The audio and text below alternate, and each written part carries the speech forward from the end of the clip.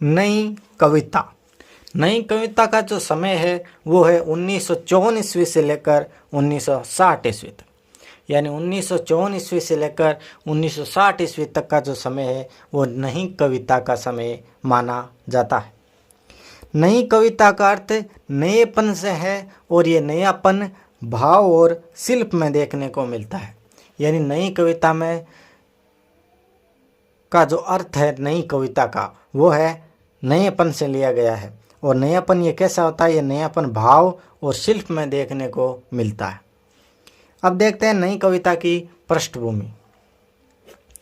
1947 ईस्वी में अज्ञे ने इलाहाबाद से प्रतीक पत्रिका निकाली।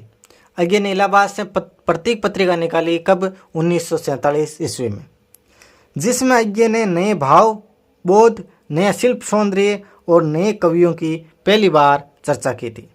यानी अज्ञे ने 1947 ईस्वी में इलाहाबाद से एक प्रतीक पत्रिका निकाली और इस पत्रिका में अज्ञे ने नए भाव, नया शिल्प सौंदर्य और नए कवियों की पहली बार चर्चा की थी।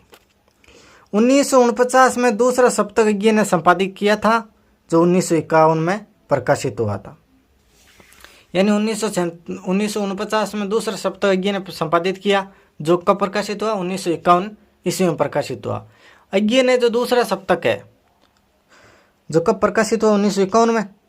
दूसरे सप्तक के सभी कवियों को नए कवि कहा है।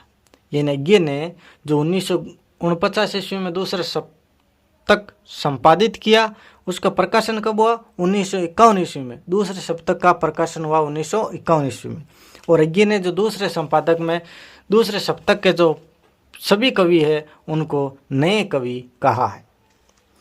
1952 ईस्वी में अज्ञे ने पटना में पहली बार आकाशवाणी से संबोधित करते हुए नई कविता शब्द का प्रयोग किया।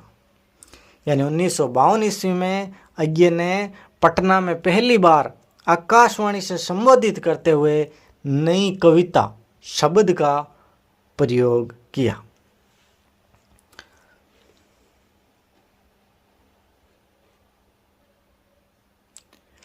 साहित्य जगत में पहली बार नई कविता शब्द सुनाई पड़ता है। यानी साहित्य जगत में नई कविता पहली बार शब्द सुनाई पड़ता है कब? 1952 ईस्वी में जब अज्ञे ने आकाशवाणी में नए कविता नामक शब्द को प्रयोग किया या संबोधित किया। नई कविता का संबंध नए पत्ते और परिमल से जोड़कर भी देखा जाता है।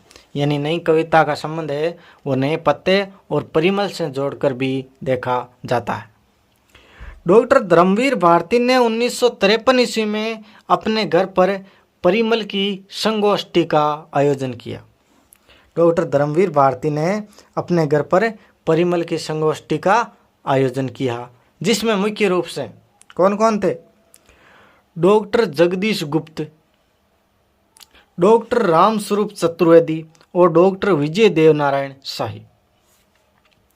यानी डॉक्टर धर्मवीर भारती ने 1953 ईस्वी में अपने घर पर परिमल की संगोष्ठी का आयोजन किया और जिसमें मुख्य रूप से डॉक्टर जगदीश गुप्त, डॉक्टर रामस्वरूप चतुर्वेदी, डॉक्टर विजय देवनारायण शाही आदि कवियों ने भाग लिया।